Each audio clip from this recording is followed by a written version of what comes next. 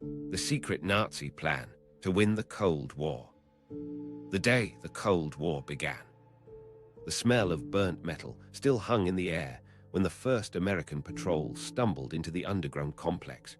Concrete dust coated everything, broken lights, half-melted filing cabinets, and rows of machines that looked decades too advanced for 1945. Under the faint hum of backup generators, a Soviet unit arrived through another tunnel entrance. For a moment, both sides froze, two futures staring at each other in the dark.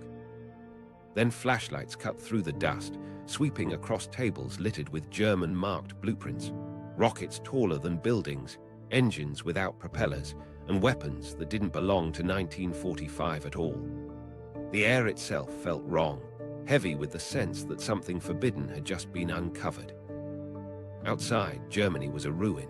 Cities were ash and rubble.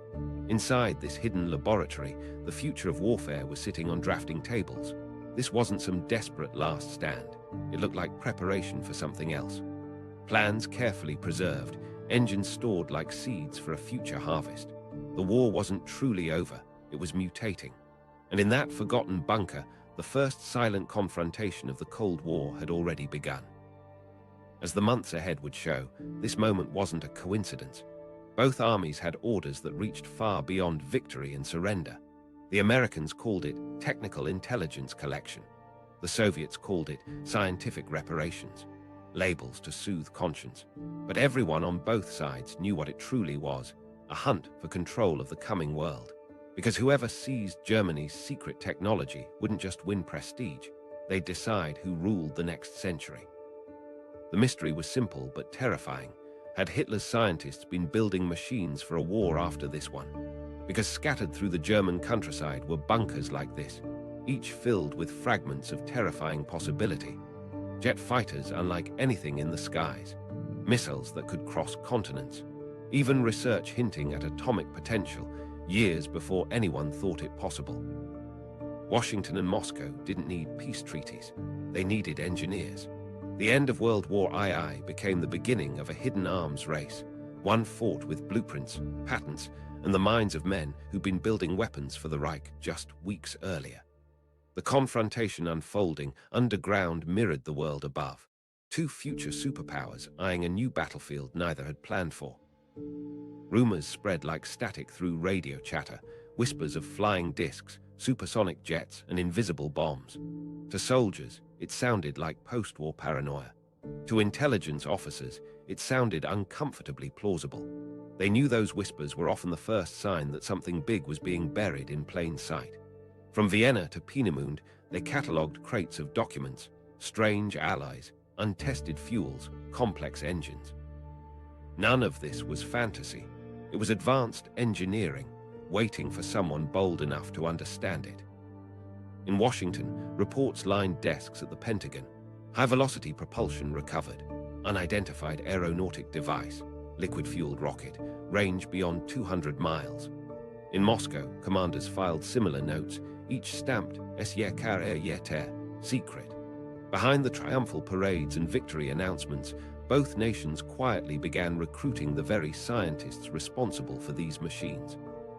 The same men who had once designed weapons to destroy them were now being courted with promises of safety and secrecy. So was Nazi Germany planning for a war it never intended to fight, using technology meant to outlive the Reich? Or had its scientists, seeing defeat inevitable, already decided to offer their knowledge to whichever empire would rise next? Whatever the truth, one fact stood unshakable. The future was being carved out of German ruins. The first battle of the Cold War wasn't fought with tanks or rifles. It was fought over laboratories, notebooks, and the people who wrote them. To see how this Cold War truly began, to understand how a fallen empire's science became the blueprint for a new global standoff, we have to go back to Germany in 1944, when the war was already lost, but the next one was secretly taking shape. The Visionaries of a future war. Germany, 1944. Allied bombers roared overhead, factories stood half ruined, and yet deep inside hidden workshops, a quiet madness persisted, men sketching machines that no one else on Earth could yet imagine. While tanks burned on the Eastern Front, draftsmen in white coats traced the outlines of sleek wings and slender fuselages. In labs from Peenemünde to Augsburg, engineers were designing for a time beyond Hitler, picturing a world where physics, not ideology, decided who ruled. At the center of it all stood Wernher von Braun, a man in his early 30s who already thought like his century hadn't started yet. His dream wasn't Germany's victory, it was space. He talked about passenger rockets orbiting Earth, even as his V-2 missiles flattened London. To his peers, he was equal parts visionary and opportunist. One of his team later said, "He aimed for the stars, but hit London on the way." Von Braun's genius was undeniable. He understood that the technology of destruction today would become the technology of exploration tomorrow. Inside his mind, the line between weapon and wonder barely existed. Nearby at Göttingen, another visionary, Hans von Ohain, was perfecting the jet turbine. While Allied aircraft still relied on propeller engines, his designs used pure compressed air. He wasn't a soldier, he rarely even wore uniform, but his laboratory was guarded like a fortress. To him, speed itself was the new weapon. His early prototype engines, ES-3, Jumo 4, looked like dense metal coils, ugly, heavy, inefficient. But when they roared to life, the ground shook. Those screeching engines broke a barrier that centuries of flight had never touched. Then there was Helmut Grötrup, younger, quieter, a mathematician obsessed with guidance systems. In 1944, he was calculating rocket trajectories over Europe using logarithmic tables while cities collapsed around him. His job was to make missiles think, at least as much as machines could think back then. The irony wasn't lost on him. The Reich he served distrusted intellect, yet its survival rested on people exactly like him. By this stage of the war, the Nazi Empire was crumbling. Supplies were vanishing, fuel scarce, but funding for the Wunderwaffe program, the miracle weapons, kept flowing. Hitler's ministers promised technological salvation. They believed engineering could compensate for the loss of territory. But many of Germany's scientists had already moved beyond belief. Inside closed conference rooms, they talked not about defending Berlin, but about what would come after. They drafted proposals for jet bombers powered by ramjets, for atomic research reactors, for missiles that could cross oceans. These weren't desperate last-ditch plans. They were blueprints for a post-war world where whichever nation mastered this technology first would dominate every other. In Berlin's Ministry for Armaments, Albert Speer understood this implicitly. He called it the long game. As Speer negotiated with industrial chiefs, he quietly linked research groups together, forming clusters of expertise that could survive even if the Reich didn't. He once remarked that the Third Reich might lose the war but win the future. That sentence lingered. Somewhere under the ashes of ideology lay raw, transferable knowledge, fluid dynamics, metallurgy, combustion, science that didn't care who commanded it.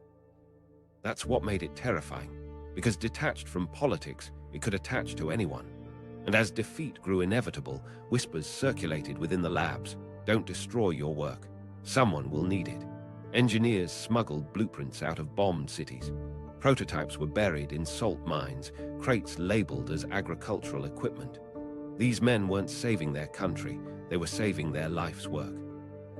Von Braun and his rocket team spent the war's final months calculating trajectories for missiles they'd never launch. He knew the Soviets were advancing from the east and the Americans from the west. Somewhere in his notes, he scribbled both forces' expected positions, weighing which side to surrender to. His colleagues joked grimly about it. Who will offer us more fuel, vodka or Coca-Cola? That cynical humor hid the truth. They were already playing the next game.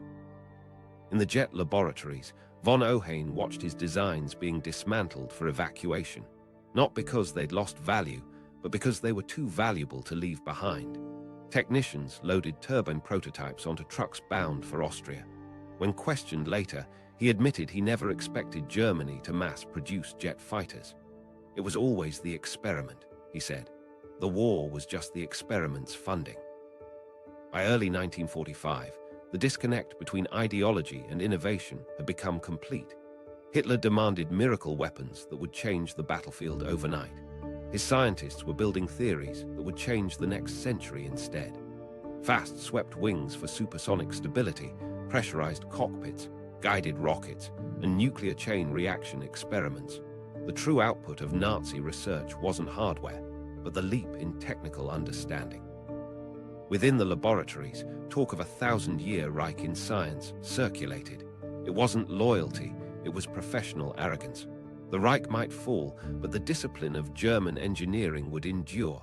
One memo recovered from Munich later read, "This knowledge will persist beyond borders." It sounds almost prophetic now. Amid the chaos, a subtle shift took place. The researchers began positioning themselves not as losers seeking clemency, but as assets to be recovered.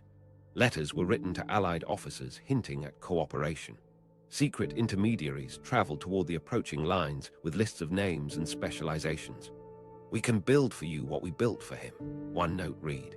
For every man preparing to flee, there was another preparing to bargain. They were visionaries, but not saints. They had seen the cost of their inventions, the London craters, the death tolls. But what truly haunted them wasn't guilt, it was irrelevance. Across Europe's ruins, they saw a dawning reality. The next superpower would be the one that understood physics best. Whether it spoke English or Russian didn't matter as long as it kept building. And so, even before the surrender, the outlines of the next conflict were already forming. In their notebooks, you can trace it. The same graphite pencils drafting the V2's curved fuel tanks, now sketching design improvements for longer range, heavier payloads, reusable stages. It was as if they knew someone else would finish what they started. By the time the Allies crossed Germany's borders, these men had already turned their defeat into opportunity. Their laboratories were filled with prototypes that pointed straight into the Cold War's future. The jet age, the missile age, the nuclear age, they all had their roots here, in those silent rooms where ambition outlasted ideology. But even the most advanced designs meant nothing if someone else claimed them first. Because knowledge, once scattered, becomes a battlefield of its own. And Germany's greatest scientists were about to become the most valuable prisoners on Earth. The collapse and the scramble. Spring 1945. Germany was burning itself out, but somewhere underneath the chaos, a quieter kind of war was already starting.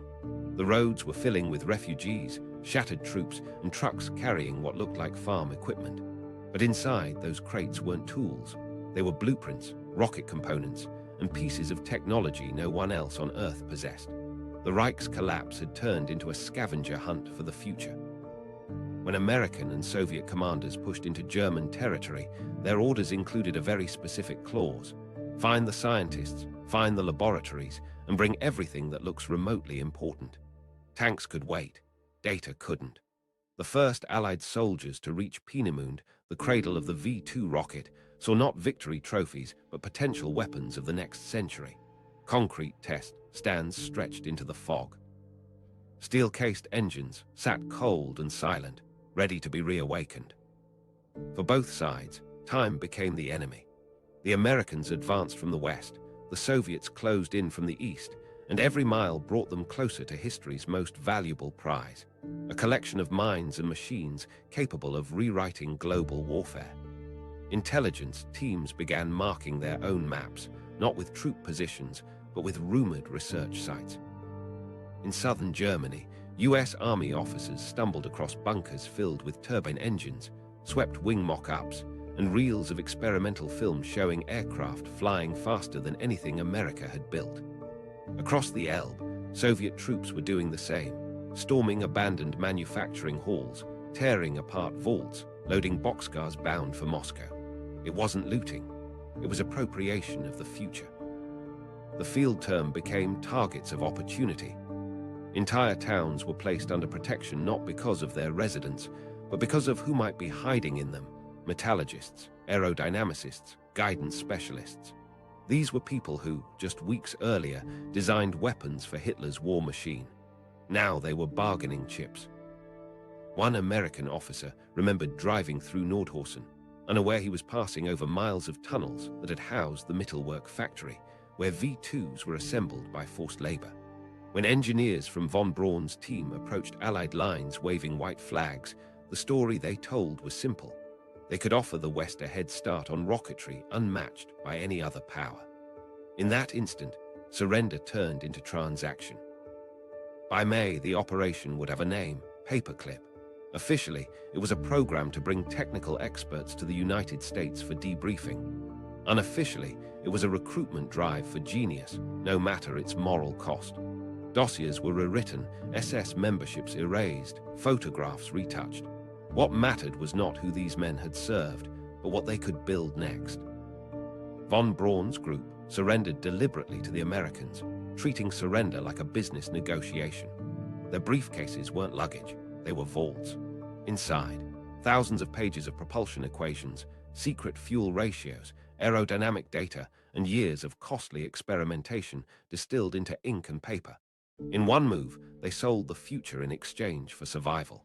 The Americans knew the Soviets were just days behind them, combing through the same mountain valleys. In one captured mine, rival search teams literally crossed paths amid stacks of machinery. For a brief moment, World War II and the Cold War overlapped in the same stone tunnels. Further north, the British and Canadians searched laboratories outside Hamburg. They found prototypes for radar-guided missiles, underwater detection systems, and even theoretical research into nuclear chain reactions. Some of the documents were half-burned, as though the scientists couldn't decide whether to destroy their work or preserve it long enough to trade for survival. In territories under Soviet control, a different strategy unfolded. Commanders like Ivan Serov organized systematic raids to capture not just documents, but entire families of specialists. Train convoys waited at night. Doors were kicked in. Engineers were ordered to pack what they could carry.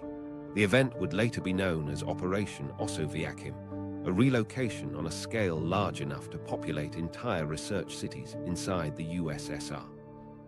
Meanwhile, American intelligence teams created their own field units. The ALSO's mission, originally formed to investigate Nazi atomic research, expanded its targets to include any advanced technology. Agents moved with speed, interrogating factory owners, chemists, and anyone rumored to have worked on high-priority projects. It wasn't enough to find hardware. They needed the people who could replicate it. In Peenemün's ruins, Soviet engineers documented every remaining test stand, collecting fragments of launch equipment before the Americans could return. In Bavaria, US ordnance officers discovered stacks of components for liquid fuel engines beyond any existing Allied design. Each piece told the same story. Germany's defeat had merely scattered a century's worth of innovation. Whoever reassembled it would define the future. The race soon turned ruthless. Coded telegrams flew between Washington, London, and Moscow, each side claiming priority access to captured material. Allied cooperation faded fast. Every discovery was suddenly classified. Laboratories once shared during wartime collaboration were now locked behind secrecy oaths. To the soldiers on the ground, it looked confusing, an army advance mixed with scientific treasure hunting. But intelligence operatives understood exactly what was happening. The end of the war had become a drawbridge to an arms race no one had declared yet. German civilians watched as foreign trucks rolled out of their towns carrying crates labeled fragile. Inside were sonar devices, pressurized cockpit prototypes, and reels of test footage for experimental pulse jets. In one small factory near Vienna, American officers discovered early blueprints for control surfaces resembling those used decades later on supersonic aircraft. They photographed everything, packed it, and shipped it to Dayton, Ohio. 4 months later, the Soviet equivalent material appeared in newly founded research centers outside Moscow. Not every scientist was captured or courted kindly. Some fled into hiding. A few vanished completely, swallowed by post-war confusion. Rumors resurfaced later in both the East and the West, claims that missing specialists had been relocated under assumed names, continuing research in secret. Historical evidence suggests most of those rumors stemmed from the sheer scale of the operations themselves. Thousands of technicians, draftsmen, mathematicians, one by one, absorbed into new nations that didn't want to admit where their breakthroughs came from. The wider public, exhausted by 6 years of war, had no idea any of this was happening. Newspapers celebrated victory, while military transport planes airlifted disassembled V-2s across the Atlantic. Scientists who only months earlier were part of a defeated regime now held US Army ranks. Across the Iron Curtain, similar faces appeared in Soviet group photos, their expressions impassive, their signatures written in Cyrillic. Every artifact of German engineering became a contested relic. The Americans claimed Peenemoon's brains, the Soviets its bones. The British scraped what they could from leftover radar installations and aircraft designs. The real question was no longer who had won the war, but who had collected the most notebooks. Inside conference rooms in Washington and Moscow, generals began planning not demobilization, but rearmament. The potential of German research had changed military logic overnight. Long-range rockets replaced strategic bombers as the metric of power. Jet engines promised dominance of the skies. Suddenly, physics mattered more than infantry. What unfolded across those months wasn't a cleanup, it was a transfer of civilization's technical frontier. The collapsed Reich became a quarry for knowledge, excavated by its conquerors. And out of that rubble emerged two mirror empires armed with the same stolen blueprints, each convinced it had reached them first. Among all the captured documents and hidden laboratories, one category fascinated everyone: the V-weapons, the so-called vengeance rockets. They were the only pieces of German technology that already bridged continents, and for the men chasing them, they were the key to making nations untouchable. The vengeance weapon that went intercontinental. Before the Soviets or Americans even knew they were racing, the Germans had already fired the starting gun. Deep under the pine forests of northern Germany, concrete launch bunkers pointed into the sky. The weapon they housed was called the Vergeltungswaffe, the V-2. Its name meant vengeance weapon, but that undersold what it really was. This was the world's first ballistic missile, a machine that could arc through the edge of space and strike a target 200 miles away at nearly 4,000 miles per hour. It didn't just bomb cities, it redefined the idea of distance. When the first V-2 detonated over London in 1944, no one heard it coming. It broke the sound barrier long before the blast reached the ground.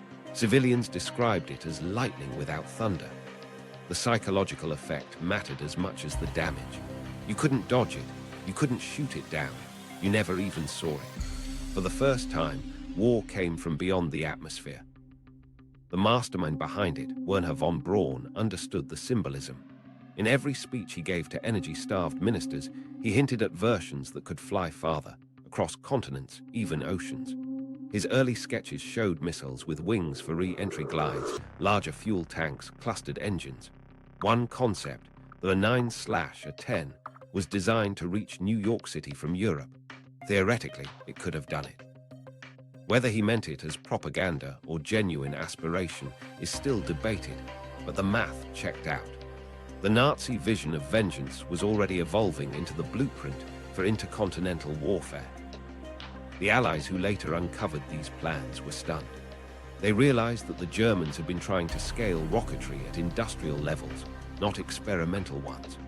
Inside factories like Mittelwerk, forced laborers built thousands of missiles by hand, following engineering notes that looked like something from decades in the future.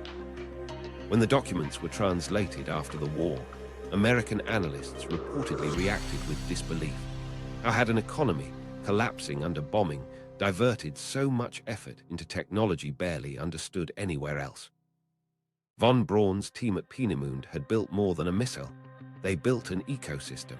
Telemetry systems, guidance gyros, precision pumps, and the software of the era, detailed analog equations that would later morph into early computing. Each successful launch taught them about atmospheric drag, fuel mix, and engine vibration, data no other country possessed. And they didn't stop at the V-2's limitations. Von Braun proposed a two-stage rocket capable of exiting Earth's atmosphere. He called it Project America. In theory, it would carry a 1-ton warhead to North America, an intercontinental ballistic missile before that term existed. His proposal reached Hitler's desk in late 1944. Even the Führer thought it sounded impossible. But von Braun's engineers didn't stop drafting. They calculated engine thrust vectors, nose cone trajectories, even heat shield concepts, ideas that would resurface 20 years later in the Apollo program.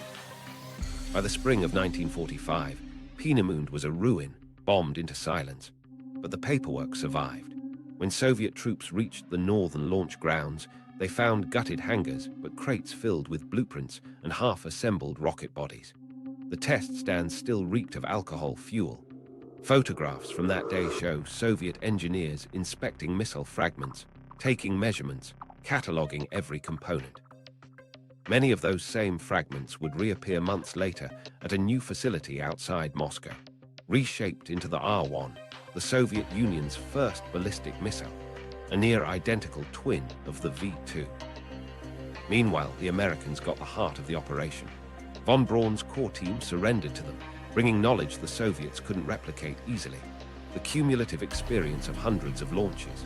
Within months, those same engineers were working for the US Army at Fort Bliss and later at Redstone Arsenal. The V-2s they helped rebuild for testing in White Sands, New Mexico, carried American flags on their fins. To the public, they were trophies. To the military, they were prototypes. Both superpowers were now operating on the same foundation, the same schematics, same engines, even the same German vocabulary for parts. Where the Soviets had metal fragments, the Americans had mentors, but both had momentum. Engineers on each side worked through nights trying to understand what the Germans had barely finished creating. It was technological reverse engineering at the scale of an entire civilization. The rocket that von Braun once imagined carrying explosives across the ocean soon became something else entirely. In the US, it evolved into the Redstone and Jupiter missile programs, later fueling NASA's launch systems. In the USSR, Gertrup's German team on Gorodomlia Island guided Soviet designers toward the R-7, the missile that would one day lift Sputnik into orbit.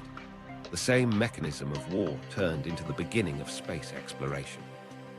But back in 1945, no one was thinking about satellites. They were thinking about atomic payloads. The Americans had just seen what nuclear weapons could do. Combine that with the distance of a V-2, and suddenly no target on Earth was safe. The Soviets reached the same conclusion. The V-2 wasn't a curiosity, it was the delivery mechanism every power now needed. Material shortages forced innovation. Soviet metallurgists copied the German alloy recipes, but adapted them to local resources, developing lighter casings that improved range. In America, testing continued at White Sands.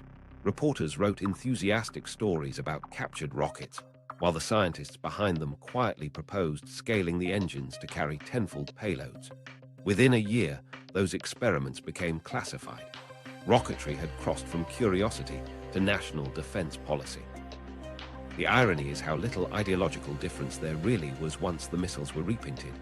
The same guidance equations calculated by German mathematicians now served rival empires. The same turbine pumps and fuel flow systems appeared in both nations, technical manuals, only the language changed. In a very literal sense, the Cold War's arms race started as a joint German project, one that merely split down ideological lines. Inside the Soviet sphere, Helmut Gertrup oversaw test models of the R-1 while under tight surveillance. Letters from him describe a haunting scene, German engineers guarded by soldiers, yet still discussing stabilization algorithms as if at an academic symposium. Across the Atlantic, von Braun's team lived in fenced compounds in Texas, surrounded by MPs, designing redesigned V-2 stages under Army supervision. Neither side intended to stop until they made those rockets reach farther, faster, and higher. Technological escalation followed naturally. The Soviets modified the V-2 into the R-2 with doubled range. The Americans countered with Redstone tests carrying mock warheads. Each success from one camp triggered breakthroughs in the other. Within 5 years, both had viable prototypes for missiles capable of striking across continents. The intercontinental dream Hitler had once entertained became a geopolitical nightmare realized. What nobody could acknowledge publicly was that the Cold War's nuclear delivery systems, the very thing that defined deterrence, descended directly from a weapon designed by Nazi Germany. It was the ultimate act of repurposing, vengeance turned into balance of power. By the early 195s, historians looking back saw a clear line. From Peenemün's Launchpads to White Sands and the Kazakh steppe, the trajectory curved seamlessly. The V-2's shadow stretched from London's wartime blackouts to the edge of space. Every satellite, every ICBM, every manned space mission carried a trace of that original blue ink. When von Braun later claimed he'd always dreamed of reaching the stars, not destroying cities, it sounded like reinvention, but perhaps he meant it. The science of retribution had become the science of exploration. Yet for all its accomplishments, it began as a weapon meant to bypass oceans and borders. That was the quiet truth both superpowers inherited. The ultimate vengeance weapon didn't just cross continents, it erased them. Lines on maps stopped mattering once rockets entered the equation. The world had entered an age where wars could be decided not by who conquered territory, but by who mastered velocity. And while rockets were clawing their way toward orbit, another branch of German innovation was already waiting to claim the skies themselves. Machines faster than sound, powered by engines that didn't even need propellers. Jet age before its time. While rockets were lifting ambitions into the stratosphere, another revolution was screaming across European skies at treetop height. It was the sound Allied pilots first mistook for thunder, a shrill metallic howl that cut through propeller noise like a blade. The source was the Messerschmitt Me-262, the world's first operational jet fighter, and the most visible glimpse of a war decades ahead of itself.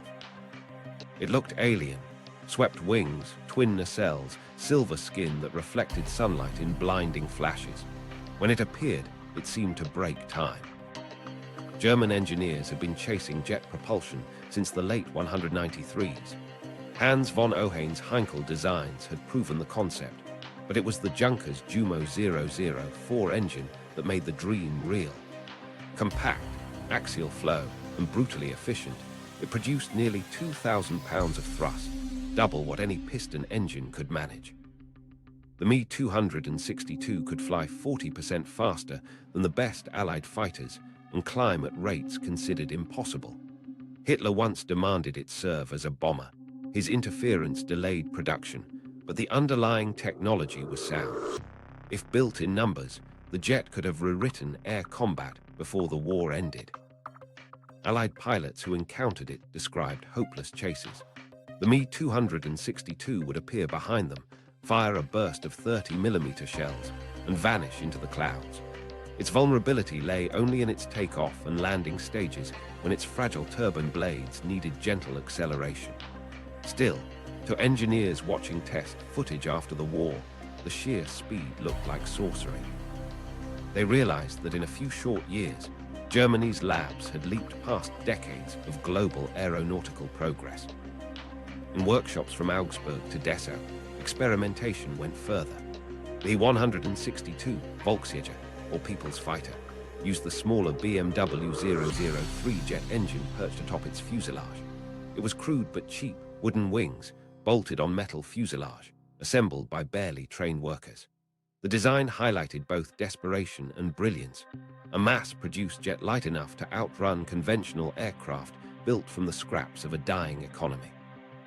By war's end, these engines and airframes became prizes. The Americans captured several operational Me-262 and hauled them onto flatbed trucks destined for research fields in the United Kingdom and the United States. British technicians from de Havilland studied the turbines down to the last bolt. At the same time, Soviet recovery teams swept airfields across eastern Germany, loading BMW 003 and Jumo 004 into boxcars bound for Moscow. Each side believed it had found the key to post-war air supremacy. Inside the hangars, the difference between Allied and Axis craftsmanship was startling, almost unsettling. German engines looked otherworldly, turbines lined with alloys no one had ever seen, nickel-chromium mixes engineered to survive temperatures that melted Allied prototypes. Their engineers had wrestled with airflow, combustion, vibration, problems that defeated others, reducing them to predictable numbers. It wasn't magic, but to the first pilots who saw them, it felt like it. They hadn't solved everything. Engine life was barely 25 hours, but they had solved enough to prove the concept. That foundation became the template for jet aviation everywhere. For the Soviets, the captured engines served as direct models. Teams at the Lyulka and Klimov design, Euros dismantled the Jumo 004, drafted new blueprints in Cyrillic, and reproduced it as the RD-10. The BMW 003 turned into the RD-20. These powered early post-war fighters like the Mi-G9, a transitional aircraft that bridged propeller era and jet age. Engineers quickly discovered limits in the copied metals, forcing innovations that created more durable Soviet turbines. Within 2 years, those improvements birthed the Mi-G15, the jet that would later dominate skies over Korea, a machine whose ancestry traced unmistakably to Germany's Jumo lineage. Across the Atlantic, American analysts at Wright Field and NACA took apart the same equipment. The aerodynamic lessons fed directly into swept-wing research that produced the F-86 Sabre. Engineers studied how the Mi-262 maintained stability near transonic speeds and how its wing sweep delayed shockwave formation. Those data sets became the language of high-speed flight.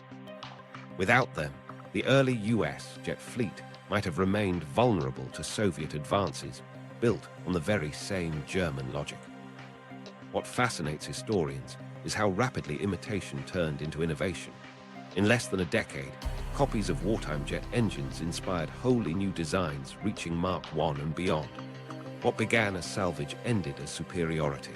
But in 1945, standing among twisted airframes, no one saw that future clearly. They only knew these engines represented velocity as power, speed as deterrence. Whoever mastered the jet would define not just air combat, but global presence. At Peenemünde's ruined airstrip, Soviet officers filmed experimental German turbojets running under makeshift setups. Sparks ripped through cracked exhausts as technicians measured output. Those reels, later declassified, show the eerie birth of a new military philosophy.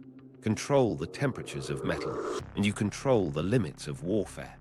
Propellers were becoming obsolete in real time. Meanwhile, in the United States, test pilots strapped into captured Mi-262s at Wright Field. They returned shaken but inspired. One wrote in his report, "This aircraft has no predecessor." The finding wasn't just about performance. It proved that complexity could be industrialized. If Germany had managed large-scale jet engine production earlier, the Allies might have lost air superiority entirely. That realization fueled urgency unmatched even during wartime. Jet research budgets soared. The US Army Air Forces funded programs to combine German compression ratios with American metallurgy. Britain's Rolls-Royce obtained a Jumo engine to examine the axial flow concept, leading directly to the Avon series. Every superpower essentially began its post-war aviation story by copying a captured enemy prototype. Yet the moral unease was hard to ignore. Many of the engineers whose signatures appeared on those blueprints had worn Nazi uniforms. In Moscow, their names were erased. In Washington, they were anglicized. Political necessity dictated forgetting. The focus was performance, not provenance. Laboratory secrecy replaced contrition. The result was progress divorced from origin. By the late 194s, the transformation was visible everywhere. Soviet test pilots broke altitude records in MiGs powered by improved RD engines. British and American jets chased the sound barrier. The battlefield of the skies expanded into contested speed records and technological spectacle. The Cold War's first real rivalry wasn't nuclear, it was aerodynamic. Every engine tested, every wing redesigned, echoed the same truth. The future of warfare had shifted from numbers to velocity. Strategic advantage now depended on who could fly higher, faster, and longer. That philosophy would drive defense policy for generations, from supersonic interceptors to hypersonic prototypes decades later. Looking back, The lineage seems almost continuous. Draw a line from the Mi-262 nacelles through the Mi-G15's intake to the F-86's swept wings and forward to spaceplane concepts. The DNA matches. Each iteration retained lessons first etched into German alloy under wartime pressure. The engineers themselves rarely spoke about ideology afterward. When Hans von Ohain later lectured in the United States, he described his wartime work as the pursuit of efficiency for its own sake.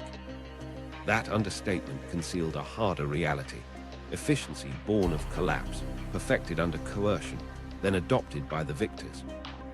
The jet age before its time ended with Germany's defeat, but its echo propelled the world into a new arms race. In the glow of jet exhaust, the boundary between offense and exploration blurred again. And deep inside Soviet facilities, another kind of German machine was already being rebuilt, not to conquer the air, but to reach beyond it altogether. The Soviet rocket island. In late 1946, as autumn fog rolled through the rail yards of East Germany, quiet convoys began to form in the dark. They weren't carrying weapons or prisoners of war. They were carrying the future. Soviet officers knocked on doors at midnight with instructions read in broken German. Pack, you're being relocated for scientific work. The operation lasted just one night. Trains bound east-left almost simultaneously from dozens of towns. By dawn, the last wagons were sealed, their windows painted over. Inside sat more than 2,000 engineers, technicians, and their families, people who had built Germany's rockets and were now being moved to rebuild them for Stalin. The code name was Operation Osoaviakhim, and its orders came directly from the Soviet High Command. They didn't just want blueprints, they wanted brains. Among those taken was Helmut Gurtrup, Wernher von Braun's former deputy, an expert in missile guidance. He and hundreds of his colleagues soon discovered their destination, an isolated research outpost on Gorodomlia Island in Lake Seleja, about 200 miles northwest of Moscow. The Soviets called it a security zone. To the Germans who arrived shivering in the cold, it felt like exile. The island was small, barely 3 miles long, ringed by barbed wire and patrolled by armed guards. A short wooden bridge connected it to the mainland, always watched. Letters in and out were censored. Visitors required military clearance. But behind that fence stood laboratories humming with stolen ambition. The Soviets had gathered their new workforce and told them plainly, rebuild the V2, improve it, teach us everything you know. Gurtrup described his first weeks there as a paradox, imprisoned, yet privileged. Guard towers framed laboratories gleaming with precision tools, armed sentries outside, chalk dust and blueprints inside. Soviet engineers sat beside their German counterparts, communicating through translators and tension. It wasn't cooperation, it was captivity engineered to look like teamwork. Each team paired one German specialist with 2 Soviet apprentices. The unspoken goal was clear: transfer knowledge as quickly as possible, then render the Germans unnecessary. From Moscow's perspective, Gorodomlia was both a school and a quarantine. Stalin didn't trust these men, but he couldn't afford to ignore them. Soviet officers referred to the project as borrowing talent. In practice, it was forced collaboration. Teams dissected remaining V2 fragments shipped from occupied zones, rebuilding engines from memory. They ran fuel tests in open sheds that froze overnight. When components failed, Moscow sent trains of additional experts. Every calculation, every drawing, belonged to the state the moment pencil touched paper. Despite confinement, the Germans adapted. They built small gardens around their quarters and organized Sunday concerts in the mess hall. Some claimed it reminded them of university life, only surrounded by sentries. Others felt the constant pressure of usefulness, the awareness that productivity equaled survival. As long as we helped rockets fly, we were safe, one recalled decades later. Their main product became the R1, a near-exact copy of the German V2 built with Soviet materials. The challenge wasn't understanding the physics, it was reproducing the metallurgy and manufacturing tolerances the Germans once achieved. Soviet industries lacked some allies, forcing improvisations. Gorodomlia's notes show endless recalculations for substituted metals and new weld methods. Failures were frequent, but each explosion during testing taught something vital about fuel dynamics and stage stability. By 1948, the R-1 finally launched successfully from the Kapustin Yar test range. Official photographs show Soviet generals smiling under plumes of exhaust, but behind them stood a group of Germans applauding quietly, unacknowledged. The propaganda announcements made no mention of foreign assistance. The missile was celebrated as a triumph of socialist science, though it was, in large part, a duplication exercise. Yet that duplication served its purpose. The Soviets now possessed the foundation for their own missile industry. Meanwhile, tensions on the island deepened. The Germans wanted recognition, the Soviets wanted independence. Communication between the two sides slipped into rivalry. When Soviet engineers produced design variations without consulting their teachers, arguments erupted. By 1949, the locals began to outnumber their mentors. One directive from Moscow bluntly stated, "Reduce reliance on German advisors." Translation: absorb what remains and prepare for removal. Life on Gorodomlia oscillated between tedium and quiet fear. The families could stroll only within the perimeter, listening at night to the distant trains that never stopped.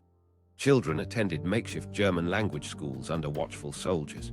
Newspapers arrived censored and weeks old. Yet within those fences, breakthroughs continued. The R2 design doubled the range of its predecessor, and talk began of multi-stage systems capable of orbit. The Germans were sketching the stepping stones to Sputnik without knowing it. Ethically, the contradiction became unbearable to some. These were the same men who once harnessed forced labor for Hitler's weapons, now themselves confined by another dictatorship. Gorodomlia later wrote that he felt caught in an endless loop of calculation and captivity, yet he refused to sabotage his work. Professional pride overruled politics. He once told a Soviet colleague, "A trajectory doesn't know ideology." That single sentence defined the era. Outside the island, Soviet propaganda celebrated miraculous advances in rocketry. Nowhere did it mention Gorodomlia. Western intelligence, aware of the kidnappings, speculated about secret bases in the USSR, but couldn't locate them precisely. When aerial reconnaissance finally mapped the island years later, they saw no walls, just narrow paths between warehouses, an ordinary shape hiding extraordinary secrets. As the Cold War thickened, the usefulness of the German contingent declined. Soviet designers like Sergei Korolev had studied under them long enough to stand alone. In 195, Moscow began repatriating selected families. Officially, it was a gesture of goodwill. In reality, it marked the moment Soviet rocketry became self-sufficient. Within a few years, those same Soviet-developed engines derived from R-series research would propel the first artificial satellite and later the first human into space. The island had fulfilled its grim purpose. When the remaining Germans finally left in the early 195s, they returned to a homeland split by ideology and suspicion. Many were interrogated by Allied intelligence. Few spoke publicly about their years of work. Official Soviet reports reduced them to a footnote. Foreign specialists temporarily engaged in early design studies. But history would later reveal the truth. The knowledge transferred on Gorodomlia became the bedrock of the Soviet missile program. Contemporary accounts describe the farewell scene. Engineers standing on the dock, watching the island fade into fog, unsure whether they were free or discarded. Some carried only notebooks filled with anonymous equations. Others left behind prototypes never claimed. One reportedly whispered, "We built a bridge we can never cross again." In their absence, younger Soviet teams accelerated progress, combining their lessons with Korolev's ambition. From that moment, the Soviet space race had its first firm footing. Gorodomlia remains a quiet place today, its buildings repurposed, its fences long gone. But beneath its soil lies the trace of that peculiar symbiosis, German imagination and Soviet command welded together by necessity. What began as enforced servitude became the launchpad for spacefaring dreams. The irony still lingers. The path to orbit started not in freedom, but under guard towers reflected on a frozen lake. America's shadow army of scientists. When the war ended, the United States faced a quiet paradox. Publicly, it championed justice, Nuremberg, denazification, trials for war criminals. Privately, it was assembling an army of those same men, not to punish them, but to put them back to work. This was Operation Paperclip, the classified effort to import more than 1,600 German scientists, engineers, and technicians into American laboratories. The name came from the paperclips attached to their altered dossiers, clipped pages hiding Nazi affiliations, rewritten biographies that turned yesterday's enemies into tomorrow's assets. For the officials running it, morality bent easily under the weight of national security. The Soviet Union had seized half of Germany's research base, and Washington couldn't afford to fall behind. President Truman officially prohibited recruiting active Nazis, but Army intelligence simply retyped resumes and removed problematic lines. The question asked in briefing rooms wasn't who they were, but what they knew. The first arrivals stepped off transport planes in surplus US Army coats that didn't quite fit. Instead of interrogators, handlers waited with handshakes and non-disclosure forms. There was no trial, no punishment, just silent absorption into America's war machine under a different banner. Men like Wernher von Braun, Arthur Rudolph, and Hubertus Strughold, scientists who had built V-2 rockets, tested engines on forced laborers, even designed freezing experiments, were given new homes and blank slates. Their transit paperwork listed them as important specialists. Within months, they were drawing government salaries.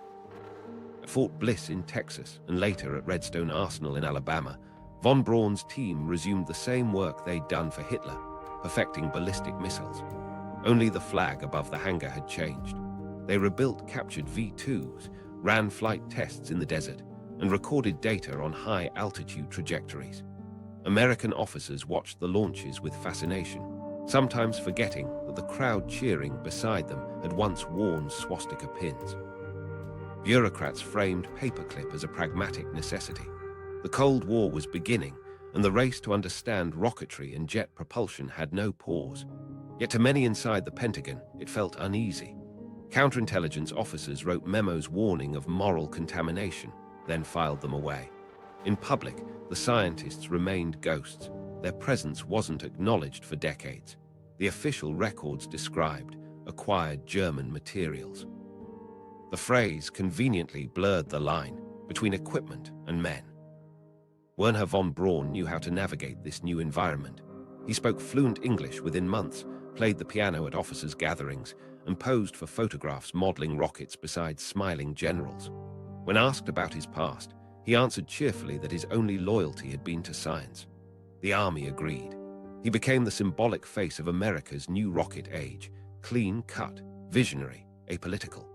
Behind the charm stood a technical empire rebuilt in Excel.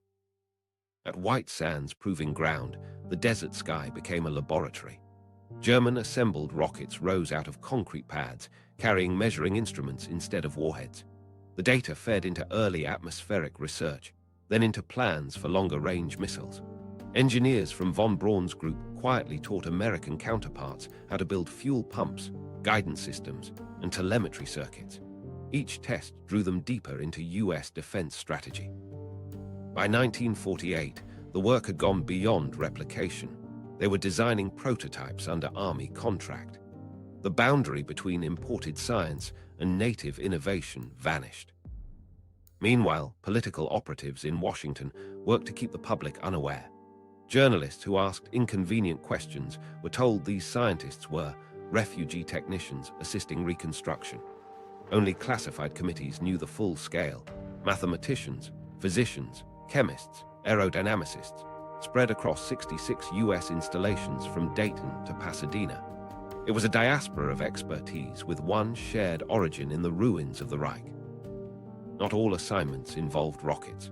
Hubertus Strughold, once linked to aviation medicine experiments, was relocated to the Aeromedical Research Laboratory in Ohio.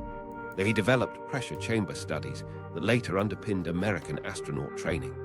Arthur Rudolph, chief engineer of the Mittelwerk factory built on slave labor, oversaw the Redstone missile production line for the Army Ballistic Missile Agency. These men lived in pleasant suburbs, their histories sanitized. Neighbors knew them as professors, not participants. Yet inside military circles, admiration blurred with unease. One Air Force colonel described Paperclip as the most efficient theft in history. The scientists produced results, measurable, tangible progress that accelerated every missile program the US touched, but the moral ledger stayed hidden. Behind every launch statistic lay thousands of erased crimes justified as unfortunate context. By the early 50s, the payoff was undeniable. The Redstone missile, drawing directly from V2 architecture, became America's first reliable medium-range ballistic weapon. Its guidance systems refined in classified rooms at Redstone would later push payloads beyond orbit. Von Braun presented test footage to generals, emphasizing precision and altitude while omitting provenance.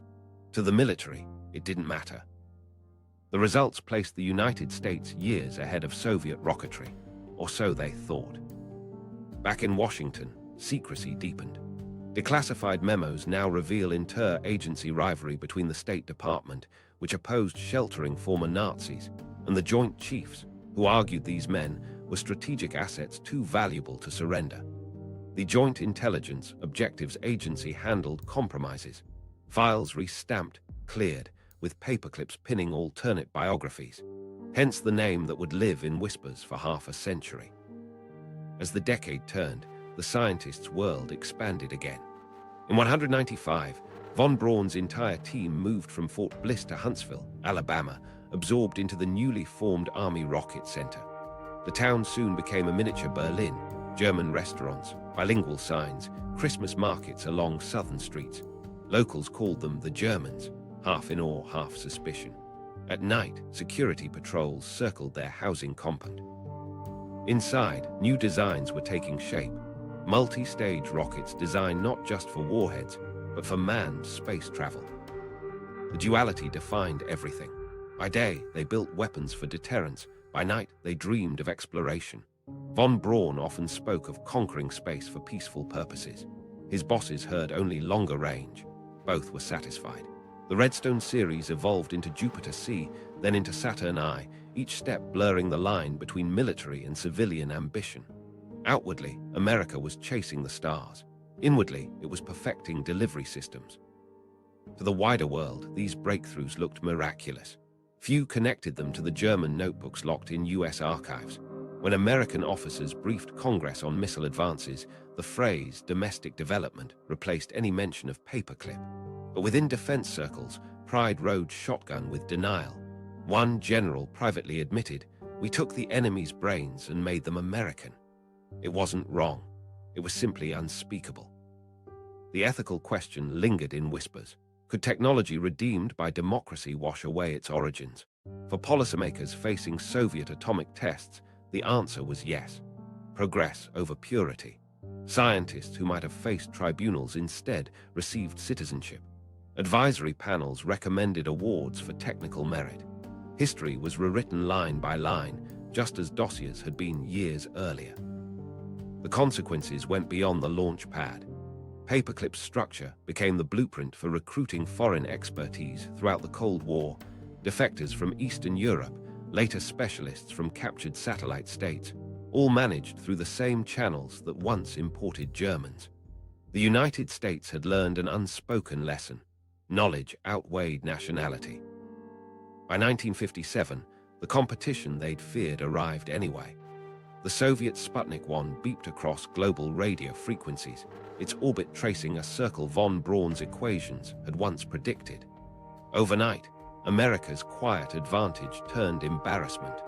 Newspapers demanded to know how the nation that took the Nazi rocket team could lose the space race's opening round.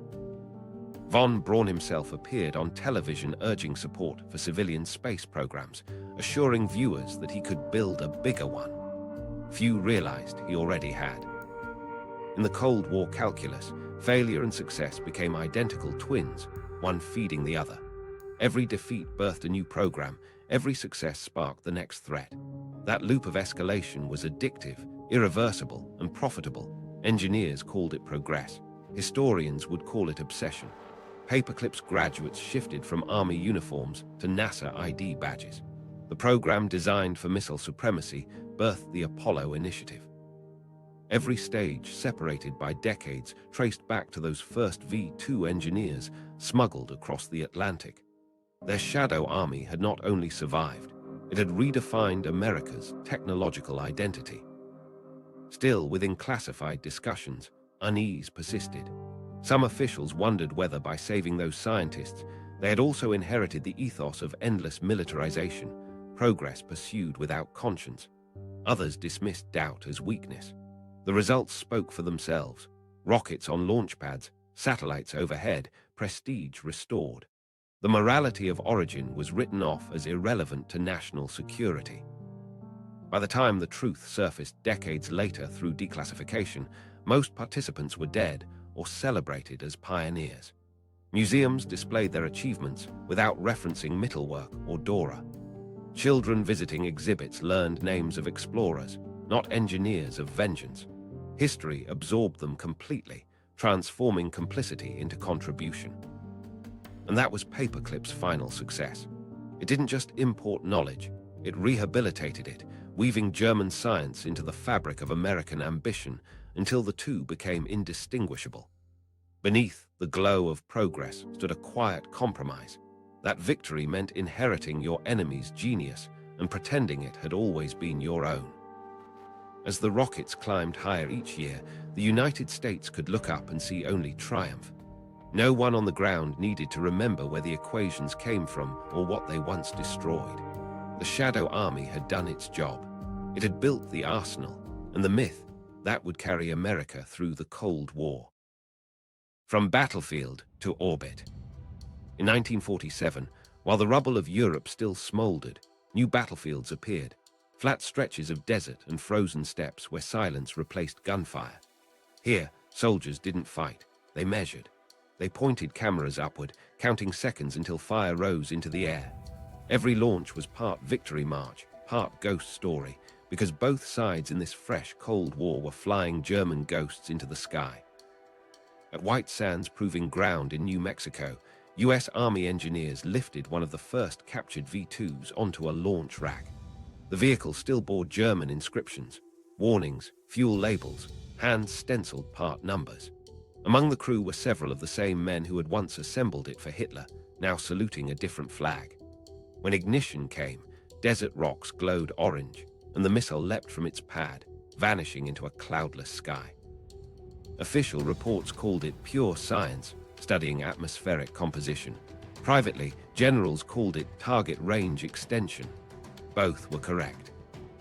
Across the world at Kapustin Yar, the Soviet Union's new test site rose out of steppe mud.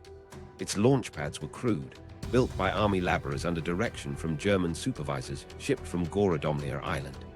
The R-1, identical in size to the V-2, struggled through early tests, fuel leaks, instability mid-flight detonations. But by 1948, it flew successfully. Soviet newspapers trumpeted it as an all-domestic triumph. The photos, cropped carefully, showed only Russian faces. Behind the cameras, the Germans clapped quietly before being herded back onto transport trucks. These mirrored experiments turned former allies into dueling reflections. Each test was both research and reconnaissance. Both sides tracked the other's launches through radar sweeps and newspaper rumors. US analysts drew circles on maps estimating Soviet range. Soviet spies, inside American laboratories, sent back envelopes of film. The decades-long balance of terror took shape in those first few years, long before bombs were mounted to the tips. By the early 50s, America's Redstone missile rose from von Braun's drawing boards, a taller descendant of the V-2. It could carry a payload hundreds of miles, guided by gyroscopes perfected at Peenemünde. Meanwhile, the Soviets advanced to their R-5, then their R-7, under Sergei Korolev's direction. Their R-7 was massive, 200 feet high, multiple clustered engines, built from lessons learned by both German mentors and native improvisation. It was the first missile capable of crossing oceans, though its builders cloaked the work in agricultural metaphors, calling early models agricultural irrigation rockets in official paperwork. Engineers on both continents knew what these machines really meant. For the first time, national borders could be ignored by velocity alone. A weapon launched from one hemisphere could reach the other in less than an hour. That truth reshaped every military doctrine written thereafter. It also seeded an unexpected idea that the same thrust powerful enough to carry destruction could carry a satellite or a human being into orbit. Inside Redstone Arsenal, von Braun pushed that notion relentlessly. He insisted that rockets could explore space as surely as Columbus crossed the ocean. His supervisors listened politely, but counted range figures, not dreams. Yet even they recognized that higher altitude tests gathered valuable data on re-entry heating and guidance precision. Each high-altitude probe, disguised as scientific research, doubled as trajectory mapping for future intercontinental missiles. In Moscow, Korolev's design bureau faced the same paradox under stricter silence. He referred to his R-7 not as a weapon, but as a carrier vehicle. When he proposed launching a small radio-beeping sphere into orbit, military generals hesitated. Then American U-2 reconnaissance flights began photographing Soviet territory, and suddenly, the symbolic value of reaching space first outweighed restraint. The order came quietly: proceed. October 4, 1957. On a cold night at Turatam Test Range, engineers huddled around monitoring stations. The rocket's engines roared long enough this time, pushing a polished aluminium sphere into orbit. Sputnik 1 began transmitting within minutes, its faint electronic heartbeat bouncing across short-wave receivers worldwide. Each beep confirmed that the Soviet Union had reached beyond the battlefield. The same rocket heritage that once delivered vengeance now defined prestige. In the United States, the reaction bordered on panic. Newspapers screamed, "Red Moon overhead." Military briefings turned into emergency meetings. Congress demanded to know how the nation that housed von Braun's miracle workers had been beaten by their former mentees. Editorial cartoons showed Nazi rockets wearing Soviet stars. For the first time, Americans looked skyward with unease, hearing not inspiration but surveillance. Von Braun himself was furious yet vindicated. He'd warned officials for years that he could achieve orbit if given authority. Within a month, he got it. The Army authorized Explorer 1, America's answer to Sputnik. It launched successfully the following January, carrying scientific instruments that discovered the Van Allen radiation belts. Overnight, a weaponized legacy had become the foundation of space science. Still, beneath public celebration ran a quiet irony. The first vehicles to leave Earth had been built from equations written in German bunkers under Allied bombs. Every trajectory, every guidance algorithm, owed its lineage to wartime experiments meant for entirely different purposes. The Cold War's greatest symbols of human advancement were technically descendants of weapons once designed to flatten cities. Both powers embraced this contradiction. In Washington, the new civilian agency NASA absorbed von Braun's Huntsville team. Its mission spoke of exploration, but funding came through defense budgets. In Moscow, Korolev's bureau, renamed OK-1, answered directly to the military while presenting launches as peaceful scientific milestones. The contest shifted from destructive capability to demonstration, to prove whose ideology could build higher. Rockets became ambassadors, carrying silent flags across the void. Back on Earth, strategy followed spectacle. Satellites could track missile launches, photograph troop movements, relay communications. Space became military property disguised as discovery. The term dual use entered policy vocabulary, describing technology that served both bomb and broadcast. For generals raised on tank warfare, this required a different imagination. Wars of terrain had become wars of altitude. By the early 60s, orbital mechanics dominated global diplomacy. The United States deployed early warning satellites. The Soviets tested fractional orbit missiles capable of looping around the planet before descent. Every step referenced the same principle first proven by von Braun's V2. Suborbital flight was only a fraction away from spaceflight. The frontier between war and wonder was a single mathematical adjustment. The psychological impact ran deep. To civilians, the Cold War seemed defined by ideological standoff. To insiders, it was defined by fuel ratios and guidance precision. Intelligence agencies feared not invasion but technological lag. When American students saw Sputnik trace a path across night skies, they were witnessing the lingering brilliance of an enemy long defeated but never erased. Meanwhile, propaganda transformed former Nazi science into universal progress. Magazine covers showed rockets framed against sunsets, captions celebrating human courage instead of industrial inheritance. Textbooks replaced Peenemünde with Cape Canaveral. The past was tidied up for comfort. Few cared that the same aerodynamic equations guided both missiles and moonshots. Yet history left clues. The guidance gyros in early American ICBMs were built using modifications drawn from wartime German patents. Soviet engine combustion chambers retained the structural layout of the V-2's pumps. Even the arrangement of launch control consoles mirrored Peenemünde's bunkers. Technological evolution had streamlined the appearance, but not erased the ancestry. In 1961, when Yuri Gagarin orbited Earth, the cheers in Moscow echoed all the way to Huntsville. Von Braun reportedly watched on television, silent, knowing that the architecture carrying Gagarin into space looked eerily similar to his own cancelled intercontinental designs. The Reich's myth of reaching the heavens had finally come true, but under socialism. 6 years later, when Saturn V thundered off the pad in Florida, sending Apollo missions toward the moon, the symmetry completed itself. The same scientific tree had borne fruit for both sides. From battlefield to orbit, the arc was deceptively smooth. Between the V-2's first scream over London and the lunar landing lay only 25 years, an engineering generation. The Cold War's most inspiring achievements and its darkest threats traced identical lineages. Two superpowers claimed dominion over the skies, yet both stood on foundations mixed equally with ambition and moral compromise. By then, the distinction between victory and inheritance no longer mattered. Rockets erased borders as quickly as they once demolished cities. Humanity had escaped gravity, but not history. The science born for vengeance had carried the species into space, leaving an unanswered question hanging in vacuum. If knowledge can outlive morality, whose future does it really serve? The shadow of the atomic dream. Amid the ruins of Germany's laboratories in 1945, Allied intelligence stumbled on something both electrifying and confusing.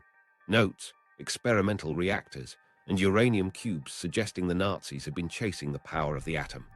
The documents were messy, handwritten, inconsistent, but one thing was clear: they'd tried. For years, Allied scientists had feared a German atomic bomb. Now the discovery raised a different question: how close had they actually come? The end of the war, US and British operatives under the ALSO's mission swept across Europe collecting fragments of nuclear research. Led by Lieutenant Colonel Boris Pash and physicist Samuel Goudsmit, they entered laboratories before the Soviets could. In city after city, they found traces of a program that had never fully matured: chalkboards filled with reactor equations, canisters of heavy water, and test fittings for uranium piles. No functioning bomb projects, but unmistakable intent. When they reached the small town of Hagelock in southwest Germany, they found the most advanced reactor effort: uranium cubes hanging from cables in a concrete pit, surrounded by barrels of heavy water. It looked primitive beside Los Alamos, yet it signaled that Germany's physicists had grasped the fundamentals. The scientists responsible, men like Werner Heisenberg, Otto Hahn, and Kurt Diebner, were soon detained and sent to secrecy's most curious location, an English estate codenamed Farm Hall. British intelligence bugged the rooms, recording their conversations for 6 months. The transcripts later revealed astonishment when they heard about Hiroshima. Heisenberg initially doubted the report, then recalculated the physics overnight, realizing where his team had misjudged the critical mass. They hadn't been sabotaging Hitler, they had simply been wrong. Their measurements, off by orders of magnitude, had saved the world by accident. Meanwhile, the Soviet Union launched its own sweep. Troops entering eastern Germany and Czechoslovakia recovered uranium ores and notebooks. Stalin's agents were determined not to let the Americans keep monopoly on nuclear breakthroughs. They seized laboratories intact and rounded up physicists, some willingly, others forcibly. While the United States quietly dismantled German reactors for study, the Soviets packed the scientists onto trains eastward. These transfers complemented a different vein of acquisition already underway: atomic espionage. The KGB's predecessors infiltrated the Manhattan Project through figures like Klaus Fuchs, a German-born physicist who leaked critical design data from Los Alamos. His reports, matched with German technical notes from captured regions, gave Moscow a mosaic of the bomb's inner workings. German knowledge filled gaps that espionage alone couldn't. Soviet physicists studying isotope separation referred to captured Nazi papers on centrifuge dynamics. References from Uranium, the German Uranium Club, provided details on neutron reflection materials and reactor moderation. It wasn't decisive data, but it accelerated understanding at a time when Moscow's own resources were stretched thin. One intelligence memo later described these files as supplementary scaffolding, not the building, but the framework. By 1946, the Americans had transporting seized uranium stocks and experimental apparatus to the United States under classified orders. At Oak Ridge in Chicago's metallurgical laboratory, analysts examined the cubes from Hagelock, attempting to see how close criticality had been. They discovered the Germans lacked both sufficient enrichment capability and cohesive project management. Rival organizations had competed for scarce funding. Secrecy suffocated collaboration. Still, the theoretical groundwork mirrored Allied paths. Given enough time, they might have stumbled onto chain reaction viability. For the Soviets, theory was enough. When they detonated their first atomic device in 1949, Western analysts noted that its design bore uncanny resemblance to the American Fat Man plutonium bomb, evidence of Fuchs's espionage more than German science. But residual details in metallurgy and isotopic calibration aligned with data gleaned from captured Nazi research. The shock in Washington was immediate. 4 short years after Hiroshima, Moscow had joined the nuclear club.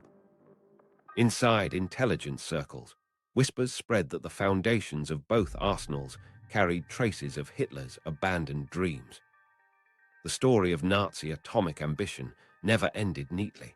Some physicists later claimed they deliberately avoided building a weapon for moral reasons. Others confessed that internal politics and resource scarcity made a true bomb impossible. Yet both explanations contained kernels of truth. Heisenberg's team never built enrichment plants to separate U at the necessary scale. They lacked graphite purity for moderation. Their reactor remained subcritical, a silent experiment never brought to life. But psychologically, the project mattered. It showed that even in collapse, Nazi Germany was trying to engineer invincibility. The vision of a weapon capable of destroying cities from afar matched perfectly with the regime's obsession for superweapons, the same mindset that produced the V2. After the war, the fragments of this program scattered like radioactive dust across the globe. The United States absorbed much of the hardware. The Soviets absorbed the people. Physicists such as Nikolaus Riehl, once a uranium metallurgist in Germany, became key advisors in the Soviet atomic effort.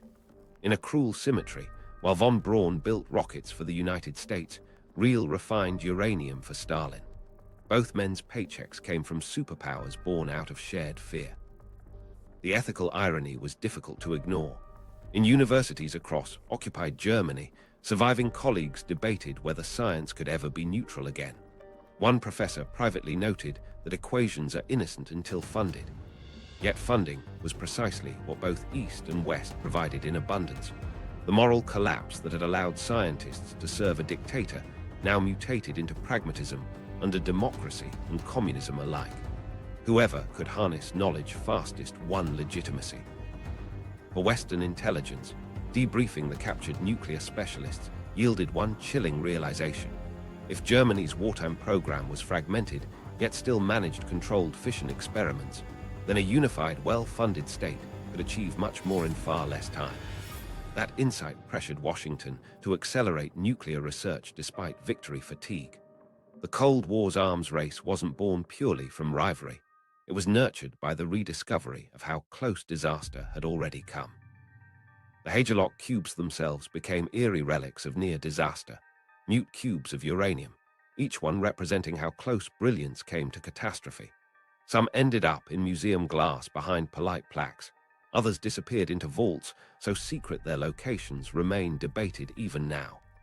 In recent years, physicists traced a few to research collections where they still emit faint, measurable radiation, a benign ghost of atomic ambition. Each cube represents an alternate history, one where slight changes in coordination or ideology might have altered civilization's course. By the late 40s, propaganda on both sides rewrote the narrative. The West declared Nazi atomic research incompetent. The East dismissed it as bourgeois pseudoscience. Both downplayed its relevance while exploiting its residue. Meanwhile, displaced German physicists lived quiet lives in universities or Soviet institutes, rarely speaking of the moral labyrinth they had navigated. Many carried personal guilt, not for failure, but for success misused by others. Then came 1949.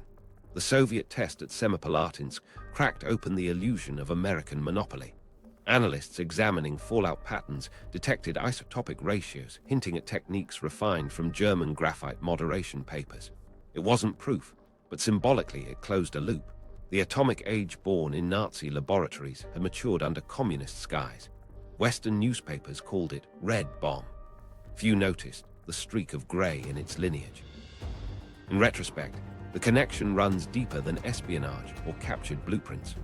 The concept of total technological domination, a weapon so powerful it deterred conflict, was a distinctly Nazi fantasy before it became Cold War doctrine.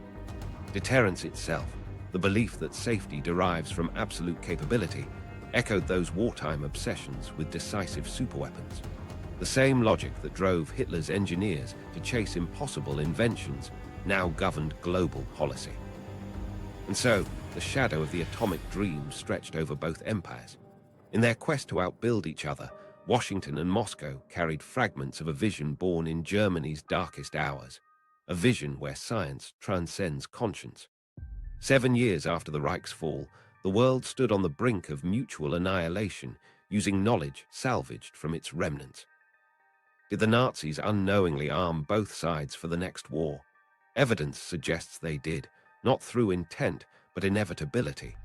Knowledge once unleashed refuses to belong to anyone. The uranium cubes were silent witnesses, proof that genius and obsession can outlive their creators. As mushroom clouds became the new language of power, Germany's defunct program faded from headlines, but its ghost lingered in every warhead thereafter. Because beneath the slogans of freedom and socialism, the Cold War's arsenal shared a common ancestry rooted in the same dark pursuit, the belief that science could guarantee supremacy. That idea survived the Reich itself, glowing faintly like uranium stored in a forgotten cellar, harmless to touch, deadly if awakened. The forgotten engineers. By the early 1960s, the scientists who had once stood at the heart of the world's greatest technological theft were beginning to vanish into ordinary life, one by one, absorbed by the systems they helped create. Some lived behind guarded fences in the Soviet Union, others mowed suburban lawns in Alabama. Their inventions defined the Cold War, yet their names were disappearing from the story. These were the forgotten engineers, men who had built the blueprints of global tension and were now ghosts inside it. On Gorodomlia Island, the last German specialists packed their belongings under Soviet supervision. Helmut Gertrup took his notebooks, but left behind his instruments, the property of the USSR. His family boarded a train west, uncertain whether they were being released or relocated. At the station, Soviet officers shook hands curtly, offering polite thanks for temporary assistance. Within a month, the Russians removed every sign the Germans had ever worked there. Their houses were reassigned, fences repaired, files sealed. By the time Western diplomats asked questions, Gorodomlia had become just another government facility. Across the ocean, Wernher von Braun's new life looked almost utopian. He directed teams of American engineers at Huntsville's Redstone arsenal, lived in a brick colonial home, and attended Methodist church services with local dignitaries. In photographs, he looked every bit the American dream, smiling, confident, patriotic. Yet behind closed doors, he wrestled with dissonance. Letters preserved in archives show his careful avoidance of the word Germany. He described his wartime years as our early experiments, nothing more. The past was never denied outright, it was edited out of view. For others, the transformation wasn't so comfortable. Arthur Rudolph, chief production engineer at Mittelwerk, oversaw NASA's Saturn V program in the 196s. He received medals for his achievements, then decades later faced investigation for his wartime use of forced labor. When confronted, he admitted partial responsibility, but insisted every factory in Hitler's Germany had relied on prisoners. To spare embarrassment, the US government offered him a deal: renounce citizenship and emigrate quietly to Germany. He accepted, dying in obscurity in 1996. His story encapsulated the uneasy equation between morality and utility: deliver results, then disappear. In the Soviet Union, the adjustment was harsher. Gertrup's colleagues, once surrounded by guards and translators, found themselves alienated even after repatriation. West Germany treated them with suspicion, the East with disdain. The Cold War politics they unintentionally empowered left them stateless in spirit, too Western for the East, too tainted for the West. Many retreated into academia, teaching mathematics at small universities, their contributions unmentioned in textbooks.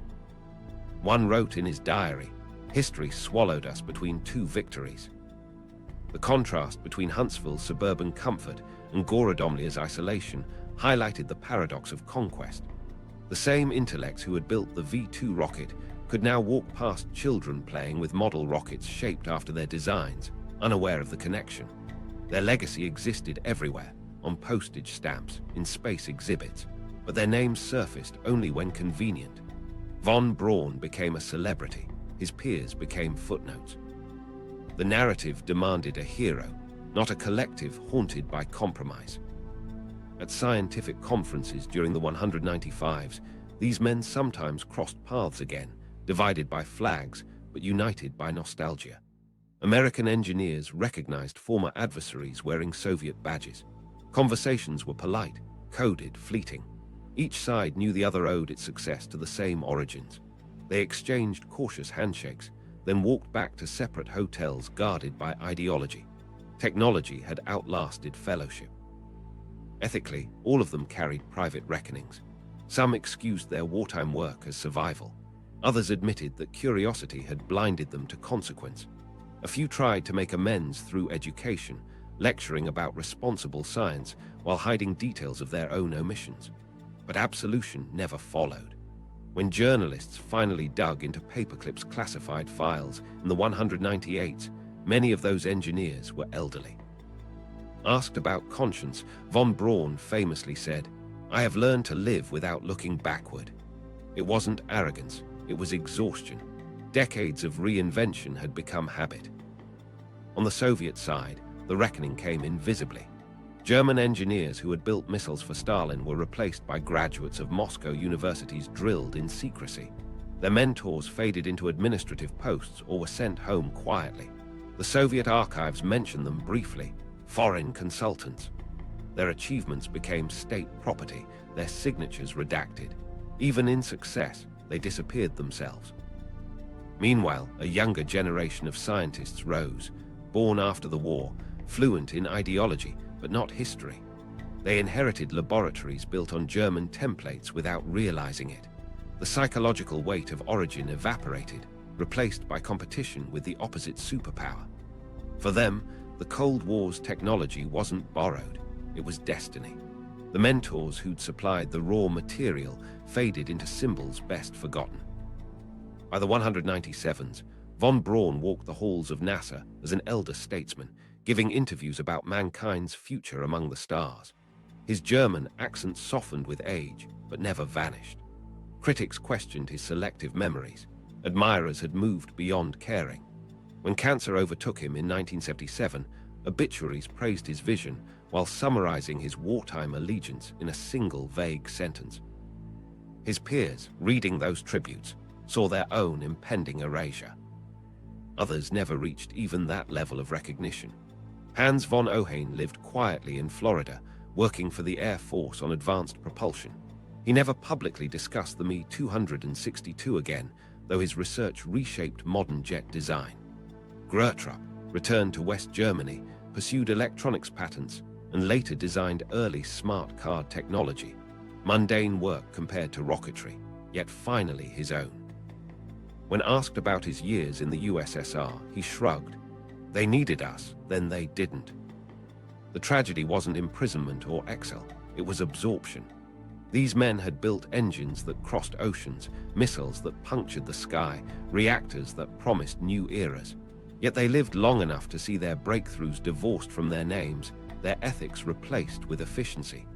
In both hemispheres, the ideology they served was forgotten, but so were they. Contemporary historians call them transferred assets, a term as cold as the equations they once solved. It fits. They were exchanged, not remembered, individuals turned into instruments of destiny. When the Cold War's propaganda glorified technological triumph, the faces behind the mechanics were airbrushed away. It was easier to believe progress came cleanly than to confront where it started. Still, the ghosts are there, etched into every blueprint, humming inside every launch countdown. Every time a rocket pierces the sky, its trajectory curves through decades straight back to those hidden drafting tables. Innovation carries memory, even when the world pretends it doesn't. The world they created outlived their convictions, their loyalties, even their identities. They didn't lose the war, nor did they win it. They became its residue, the human sediment of science unmoored from conscience. When the last of them died, their obituaries read like engineering resumes. Dates, projects, patents. No mention of moral cost, no acknowledgement of captivity or complicity. The record simply closed, neat and bloodless. Yet in the quiet archives of both Washington and Moscow, their handwriting still lingers on yellowed paper, formulas that once defined survival. In the end, they proved a final truth neither superpower wanted spoken aloud. That genius doesn't belong to nations or ideologies. It drifts to whoever will fund it, use it, and then forget the hands that built it. These forgotten engineers lived through that realization every day, long after the smoke cleared, knowing the future they made no longer needed them to survive. Legacy of a stolen future. By the mid-1960s, the two superpowers had carved the planet into spheres of influence so absolute that geography itself seemed obsolete. Their missiles could outrun sunrise. Their pilots flew machines descended from wartime prototypes once hidden in German tunnels.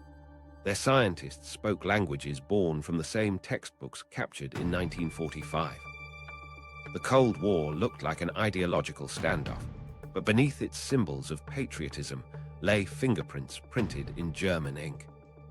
The jet engines roaring over Vietnam owed their thrust curves to Jumo schematics. The Soviet bombers circling the Arctic carried navigation gyros, first tested at Peenemünde. NASA's moon rockets used turbopumps that mirrored von Braun's V-2 designs, scaled up 100-fold. Across enemy lines, Korolev's R-7 descendants launched satellites eerily similar in structure. Each side accused the other of stealing technology, never admitting they had both stolen the same thing. As decades passed, the moral edges blurred until progress itself felt like absolution. Television broadcasts showed astronauts floating in space, while intercontinental missiles stood ready below, both running on the same chemistry. Historians later called it the alchemy of guilt, how the tools of destruction rebranded themselves as symbols of human achievement. The museums filled with gleaming engines, the plaques mentioning vision, but not origin. A visitor could admire the future without glimpsing the laboratories that birthed it under swastikas. For Germany, divided and humbled, this legacy was especially strange. West German industry flourished using technical lineages traced to pre-1945 patents. East German aircraft plants copied Soviet variants born from the same heritage. The nation that once dreamed of a 1,000-year empire had been split, yet its science ruled the century anyway. In those mirrored economies, the idea of ownership dissolved. Innovation belonged to whoever claimed it fastest. Within military think tanks, strategists spoke of technological inheritance as though it were natural law. Each new generation of missiles extended an unbroken chain from the first V2 firing. Hypersonic research, nuclear submarines, reconnaissance satellites, all branches from that root system planted in wartime soil. Even the culture of secrecy, the classified projects, the numbered facilities, the compartmentalized teams, descended from the Third Reich's own obsession with hidden laboratories. The Cold War didn't just recycle equipment, it inherited the mindset. Meanwhile, the moral reckoning never fully arrived. Trials judged individuals, not ideas. The world punished atrocities but rewarded efficiency. When the space race produced photographs of Earth from orbit, newspapers hailed it as the triumph of mankind, never mentioning that the camera rode atop a rocket family born from vengeance. Humanity had rewritten the narrative. Knowledge cleansed itself through use. Yet the paradox still lingers. Every technological leap carries traces of that stolen beginning. The ethics of exploitation, the blurring of science and state, the belief that progress justifies its own origin, all echo from those final German laboratories. Even today's global arms innovations trace conceptual ancestry to that moment when victory armies unsealed the bunkers and competed for blueprints. The Cold War may have ended, but its design language never did. Engineers now launch satellites for weather, communications, exploration, but the mathematics beneath remains the same. The orbit equations, the engine ratios, the aerodynamic contours were perfected long before freedom claimed them. Civilization advanced using a playbook drafted in defeat. In the end, the Reich didn't win the Cold War, but its science wrote the rulebook. Every doctrine, every launch, every deterrent strategy traced its DNA to those salvaged blueprints. The Nazis lost the war, yet their obsession with technological dominance infected the victors completely. A regime that vanished in fire had seeded the structure of modern power, technology as ideology, velocity as authority, secrecy as policy. That was the real inheritance, left behind when the flags changed and the missiles stayed. What rose from Germany's ruins wasn't just two empires in opposition. It was a single civilization propelled by the momentum of captured genius. Victory simply determined who flew higher first. The real battleground of the 20th century wasn't measured in cities conquered or flags raised. It was measured in who kept the blueprints. From the ruins of 1945 came two empires built on the same bones, each convinced its ideology had triumphed while using the other's mirror image to survive. What the Allies and the Soviets both learned was that victory meant absorbing the very science they'd fought to destroy. Their engineers may have carried different accents, but the equations were written by the same hands. Every step of the Cold War, jet propulsion, atomic deterrence, spaceflight, was a continuation of those stolen pages. Both powers claimed moral superiority, yet both drew their strength from the same origins. In seeking to secure the tools of peace, they perfected the machinery of war. The Cold War's promise of safety through superiority echoed the same logic that drove the Reich, that greater power ensures survival. It was a belief too convenient to question, too efficient to abandon. When the space age arrived, humanity congratulated itself for breaking free of Earth, unaware it was following trajectories plotted decades earlier in German bunkers. Sputnik's signal and Apollo's broadcast shared the same lineage, remnants of a science that once served conquest. Above politics, above ideology, the legacy was pure momentum, the unstoppable transfer of knowledge from one empire to the next. In that exchange, morality became background noise. The architects of this transformation rarely lived to see the irony fulfilled. Von Braun died a celebrated visionary, Gorodomlia faded into obscurity, hundreds of unnamed engineers became historical footnotes.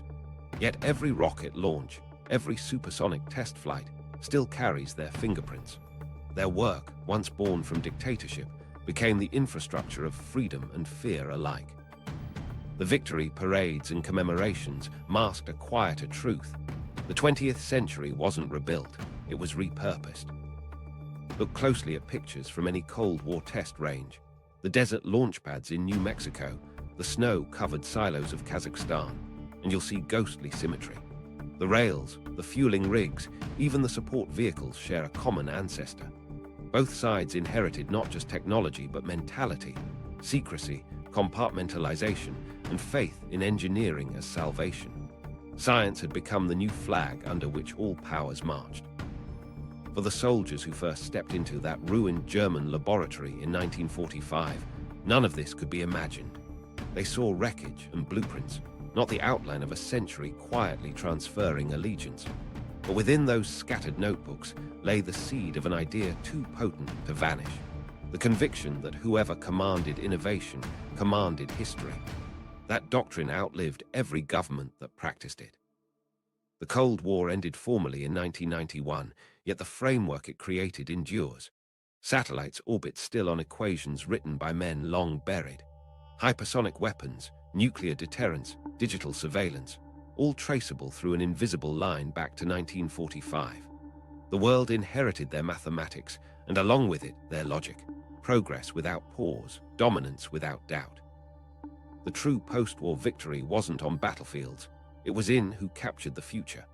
And that future remains, coded into our machines and our imagination, a lingering testament to how knowledge survives collapse. Both superpowers inherited the same ghost of Nazi technology, and in chasing its promise, they built a new world around it.